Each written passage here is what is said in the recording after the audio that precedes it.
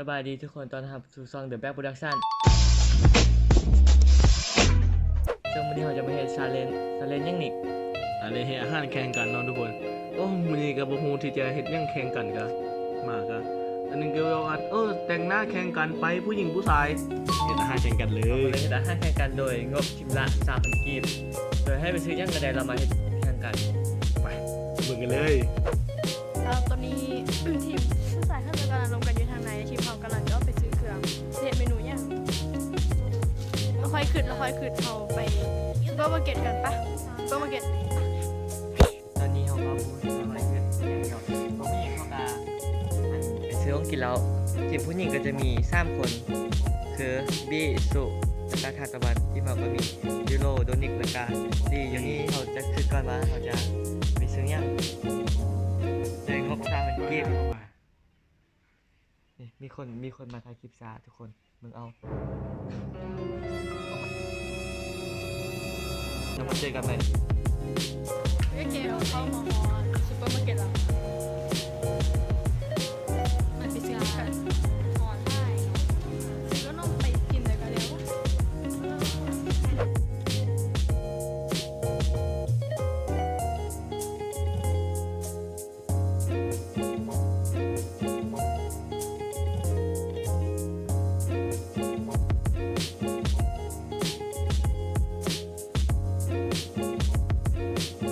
ทุกคนตอนนี้เขาก็ฮอทานซุปเปอร์มาร์เก็ตที่เห็นพอยแล้วเนาะ แล้วก็มาบอกว่าจะซื้อยัง อาหารเขาบ่เฮาก็แม่นอาหารเขาบ่เฮาก็บ่อยากบอกเทื่อเนาะไปเบิ่งอยู่เฮือนลีเลย ตอนนี้เราไปได้เครื่องมาแล้วมีแดดวันนี้น้ำมีไว้ซีนโรซ่าป่ามีนาดาสัตว์มะเขือ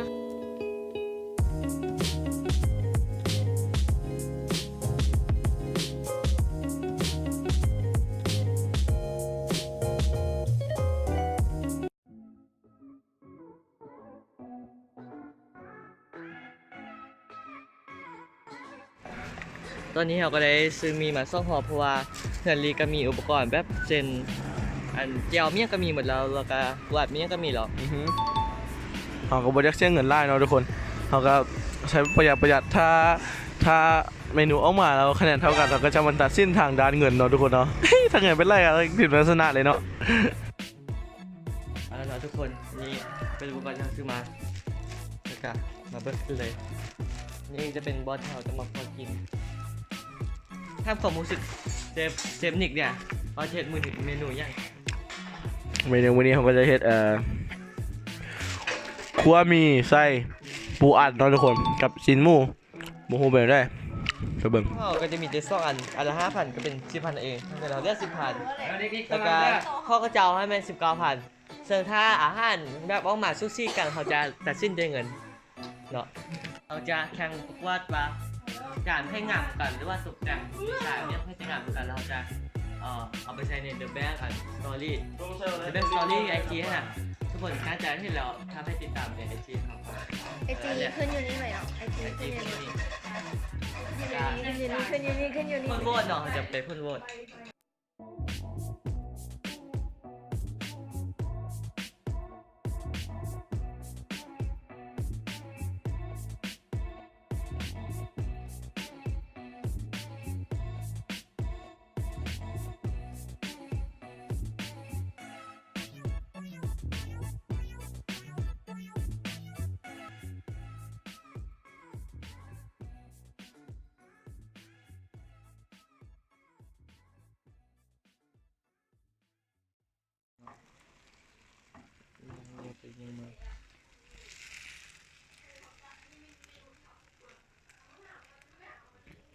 A few minutes later.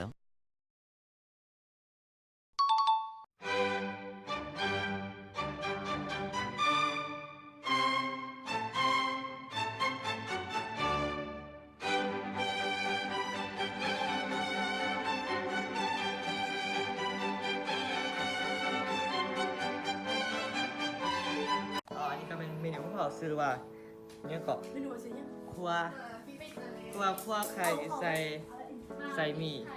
นี่เขาจะมีส่วนย่อยในการตกแต่งคือ ตัวดีอยู่นี่ก็เป็นซูบาโดนิกแล้วก็ LL แล้วก็บาโลแล้วกันดี ว่ามาฟิสไข่ รู้ยัง หน้ามาจากมาม่าฟิสมาจากปลาไข่ก็มาจากไข่เลยรวมกันเป็นมาฟิสไข่ เหรอ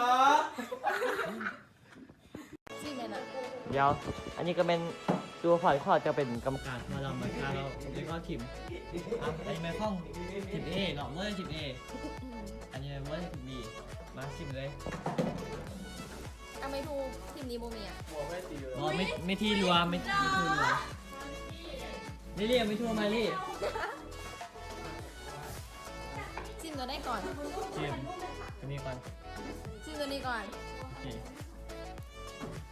บีมันก็ไม่มาห้องเกือบกินอะไรบี กินชิมะนาว บ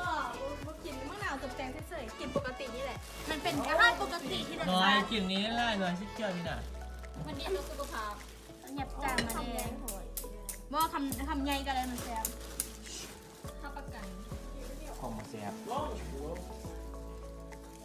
ชูกองก้อน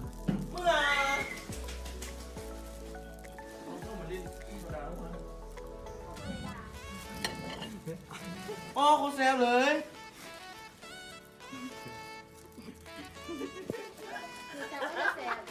เดี๋ยวได้รสชาติ ว่าคะแนนตำดังเลย เวลาบอกคะแนนให้เริ่มบอกว่ามามาเดี๋ยวต่อไป เดี๋ยวเราจะบอกสิ่งการกินของเรานั่นเอง ก็คือตัดไข่นี้ออกเป็นส่วนหนึ่งก่อน ส่วนนี้เนี่ยนี่ตัดออก แล้วกรรมการกินแล้ว แต่ได้เป็นส่วนหนึ่ง เออ แล้ว ส่ จะ วน กิน หนึ่งก่อนบเราต้องกินตามสไตล์เฮาเมืองไทยแซ่บ ส่วนอันนี้ เออนิดเดียวก็ได้นิดเดียวคำหนึ่งนะพอดีคำหนึ่ง เขาไปขาดดิเขาจะพูดก็ติดติดทุก คำหนึ่งได้วะคำหนึ่งเราเอาอันที่มีหำที่มีหำที่มีหำ หลายเรื่องเนาะ แล้วแต่เราคิดเลยว่า เป็นมี ที่มี หาง หำ แล้วมาได้เดี๋ยวกรรมการไม่ขยันไล่ไปดึงหน่อย เดี๋ยวเส้นมี ห หำ ลาย อะไร เรื่ เอา องแฮกลุ่มนี้นะ เบาตัวเขา โอ้ วิ ย ธี โล การ ไป กิ เย น อะฟ้ากับปาน แล้วก็เอายับจุ่มสอดโอเค เดี๋ยว คุณสดได้ไล่เดินเลย พอใส่ไข่ล่ามนั้นเสียบได้มาหาซิมเลย สุดตาสุดตาอย่างนี้ อ๋อกูแซ่บเลย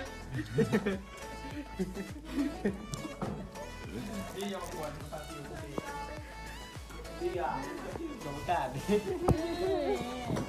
คือจับกรรมการมาทรมานนี่แหละ ยูโรไม่ใช่ตอนนี้ตาเปรี้ยวๆเซน้อยจะให้กำไรคะแนนแล้วอ่ะ อีกเข้าเลย อีกกินเลยเด้อ ไม่แซ่บนะ ยาวแค่คะแนน10นอนเต็ม10อันนี้ให้ได้เท่าไหร่อันนี้ได้เท่าไหร่ เอาหน้าตาผมอ่ะ หน้าตาพร้อมหน้าตากับ หน้าตากับรสชาติ หน้าตาให้เท่าไหร่อันนี้หน้าตาเต็ม10 ให้เจ็ด หน้าตาให้ เจ็ด 7อัน ให้แปด เอาไว้ให้แปด ให้8อันนี้ อันนี้คนอันคุณ เดี๋ยว คือคน เอา เล็ก ไหม น้อยโมเทนเบี้ย เอาไหม มันซื้อกับอันโบอันนั้นมันแบบ อันนี้ให้ ให้แปดห้า ลาส่วนเรื่องอันของแซบเป็นตัวซาตัวนี้อันนี้ให้ อันนี้ให้เจ็ดอันนี้ให้เก่า รวมกันเพื่อนก็ให้เรียนกาย เลย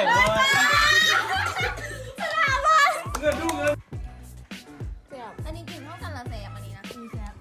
ไม่หรอกเสียมันโม่บักเกินเกิน อันนี้แซบกว่านั้นหน่อยหรอ อันนี้กินเข้าไปตอนที่นึงคนแซ่บไหมก่อนดีค่ะตอนนั้นคนส้มแล้วมันเลี่ยนโหด เจ้าสิบหมื่นคนโต แม่ตัวนี้แซ่บตัวนี้แซ่บตัวนี้มันเลี่ยนตัวนั้นน่ะ โอ้อันนี้มันคิ้วบุ้งอ่ะ นี่คือซื้อเส้นเปิดเหมือนกัน มันเป็นอาหารฝรั่ง เกี้ยว ฝรั่ง หม้อมันเกี้ยว ยูนูโนฝรั่ง โนไอเป็นคนลาวไอโมเป็นคนฝรั่ง ใครเอามาใครเอามา คลิปนี้วุ่นวายไร เขาใส่ซอสใครเอา ผมต้องกินแหละ กินกันได้ เนื้อ เดี๋ยว เบิ่งไร จิ้ม ยาวเรื่องเงินเกี่ยวเงินบวกเกี่ยวโลมันก็จะเกี่ยวเลย เนี่ย นี่มันนี่แต่เข้าน่ะจับเนี่ยกับโบผิดแม่จับเนี่ยกับอันนี้ใส่โบเซฟอันนี้ใส่กับอะไรซื้ออันนี้ใส่อะไรห้าเป็นให้ประตูที่เรียนเด้อแล้วนักเรียนนะวันนี้ซื้อสอนนักเรียนเลย สอนมักเล่น อันนี้ก็จะซื้อไข่ อันนี้ก็ได้ไข่นี่ ไข่เดียวไข่ต้องส่งคนใดแต่ว่าอันนี้นี่น่ะไปเอาไข่ส่งหน่วย หน่วยเดียว หน่วยเดียวเลยส่วนมาเล่นเด็กส่วนมาเล่นเอา ส่งมาเล่นใส่ได้แต่ที่ตัวเขา ทุกตัวมาสิตัว เมื่อ ว่ากติกามันจะแจม ยาวกติกาก็คือ เงินบอกเกี่ยว ว่าเขาไป คะแนน เบิ้ ก็ ง คือคะแนน ไปเบิ้งในคลิปเราไปเบิ้งในคลิปเนาะย้อนไปเบิ้งในคลิปว่าเขาเว้าแล้วนะว่าถ้าเครื่องได้ที่มีอยู่เหือนลีเราสามารถใช้ได้ทั้ง2ทีม เบาตัวเบาตอนที่มันซื้อมาแล้ว โมนาปูอัด บ่น่าเว้าก่อนที่ตัวเอา ต่อแน่ ไปเบิ่งในคลิปเด้อ แล้วเรื่องเงินทีมนี้ก็เรียกสิผ่านทีมนี้ก็ บ่ เรียก จำเป็นผู้คนชนะคือผู้คนชนะ แล้วส่วนท้ายคือว่าทีมได้ชนะกาโหวตให้มาเนาะคอมเมนต์ลงๆนี่ทีม A แล้วก็ทีม B เรื่องเงิน คอมเมนต์ให้ทีมเฮาเนาะทีม A แล้วก็ทีมเขาจะเอาทีม B ส่วนคอมเมนต์ทีม A ได้เนาะไปจบคลิปคอมเมนต์ทีม B กูได้แต่เรื่องของเซล ก็เรื่องเงินจบ ว้าวดิวเอาก็เรื่องต่างๆหรือว่าเรื่องอะไร ถังซ่อง บ่ที่ได้เอาก็เรื่องของเสียไว้หน่อย แต่ตัวพูดว่าเอาหน้าตาเด็กตัวเบาเองบอกหน้าตาเด็กชัดเจนทุกคลิปว่าตัวหน้าตา ส่วนคลิปหน้า จ จะ ริง เห็น ก็ ยั ไม่ ง ได้ กา แซมนั่นหรอ คอมเมนต์ลงมาเนาะคอมเมนต์ไปจบแต่แท้เราปะนี่นะ